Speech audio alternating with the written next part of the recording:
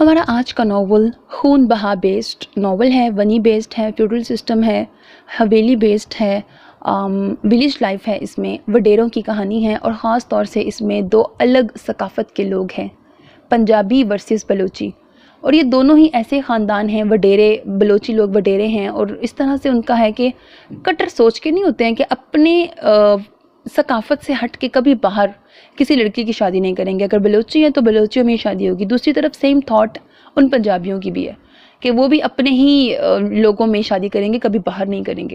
لیکن ان کی نا دشمنی چلتی آ رہی ہوتی ہے، ان کے آگے سے جو اولاد ہے نا ان کی دشمنی چلتی ہے، اور اس طرح ایک خاندان جو ہے اس کے بیٹے نے دوسرے خاندان کے بیٹے کو قتل کر دیتا ہے. اب پھر آگے کیا ہوتا ہے، وہ لڑکی ابھی بہت چھوٹی ہوتی ہے، یہاں یہ ایج ڈفرینس بیسڈ ناول بھی ہے. اب وہ لڑکی ابھی 15 سال کی ہی ہوتی ہے اور پھر خون بہا میں وہ لڑکی کی شادی ہوتی ہے. اب اس لڑکی کی شادی نکاح مطلب جس سے ہوتا ہے نا، وہ ایسے مرد کی کہانی ہے کہ جس کی سوچ ہی ایسی ہے کہ ایک عورت ذات کبھی بھی وفادار نہیں ہوتی ہے. اس کو عورت ذات سے بہت چڑ ہے. اس کی یہ سوچ ہے کہ ایون دو عورت کی شادی بھی ہو جائے وہ تب بھی سنسیئر نہیں ہوتی. تو وہ ایسے ہی اس کے جتنے بھی دوست کی گرل فرینڈز ہوتی ہیں نا، وہ کیا کرتا ہے، وہ بہت امیر ہے نا، سارے ظاہر ہے جدی پشتین لوگوں کی زمینیں اور خاندان، بڑے رچ فیملی ہے.